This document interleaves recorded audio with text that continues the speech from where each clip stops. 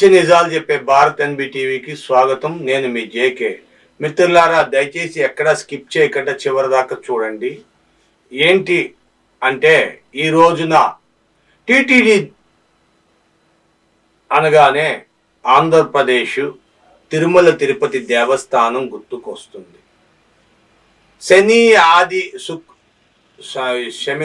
శుక్రు శని ఆది సోమ 4 రోజులు తిరుపతి దేవస్థానంలో అత్యధికమైన జనాదరణ ఎక్కువగా ఉంటుంది అని ప్రజలు దర్శనానికి వస్తున్నారు అని నిజం. అయితే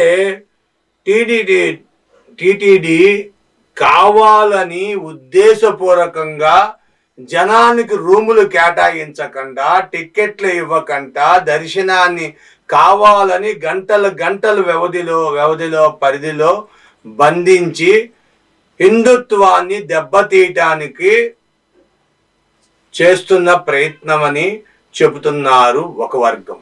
లేదు, అలా చేస్తే స్వామివారి హుండీలో ఆదాయం ఎలా పెరుగుతుంది? ఆదాయం పెరుగుతుంది కదా. ఆదాయం పెరుగుతున్నప్పుడు, జనం బాగా ఉన్నప్పుడు ఎందుకు ఇలా చేస్తారు అని చెప్పి ఒక వర్గం చెప్తుంది. అయితే నిజాం చెప్పాలంటే భక్తులు రద్దీ తగ్గింది. ఎందుకంటే అక్కడ రూములు కేటాయించట్లా, సదుపాయాలు లేవు.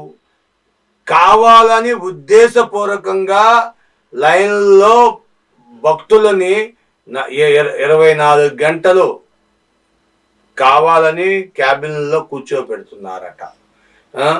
జనం చూస్తే ఇసుకేస్తే రాలని జనాన్ని ఎక్కడ చూసినా టీటీడీ అంతా ఖాళీ. అయినా సరే రూములు కేటాయించట్లా. రూములు ఖాళీ లేవు అంటున్నారు. ఇది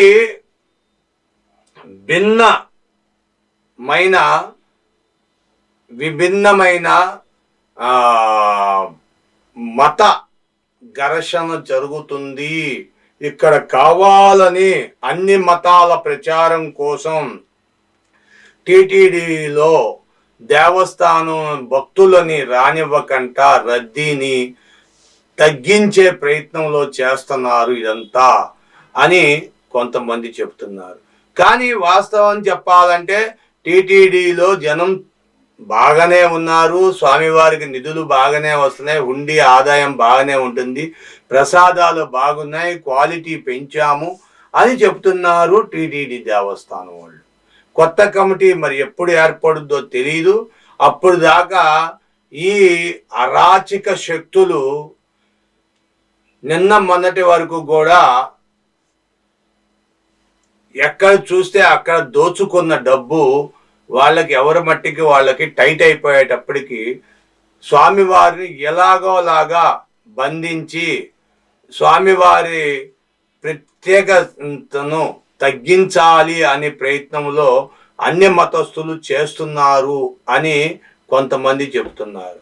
వాస్తవంగా రద్దీ తగ్గింది అనేది ఉత్తి అబద్ధం. జనం బాగానే ఉన్నారు అని చెప్పి చెబుతున్నారు. ఏది నిజము, ఏది అబద్ధం, మీ విలువైన అభిప్రాయాలు కామెంట్ రూపంలో తెలియజేయండి. రూములు ఇస్తున్నారా?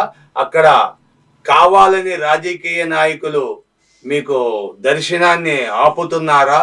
లేక నిజంగానే రద్దీ ఎక్కువ జరుగుతుందా? లేదా అన్ని మత ప్రచారకులు ఈ విధంగా దేవస్థానాన్ని కించపరుస్తున్నారా అనేది మీ అభిప్రాయం తెలియజేయండి. అయితే బ్రహ్మంగారి కాలజ్ఞానంలో ఎప్పుడో చెప్పారు, తిరుమల తిరుపతి దేవస్థానం రద్దీ తగ్గుతుంది, శ్రీశైలం మరియు బెజవాడ కనకదుర్గమ్మకి రద్దీ పెరుగుతుంది. రానున్న కాలంలో టీటీడీ దర్శనానికి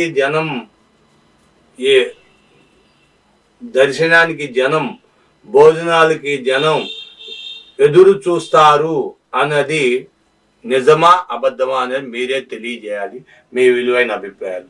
thank you for watching our channel. మీరు దయచేసి ఒక లైక్ చేయండి, ఒక స్కిప్ చేయకుండా ఒక లైక్ చేయండి, ఒక సబ్స్క్రైబ్ చేయండి, ఒక షేర్ చేయండి.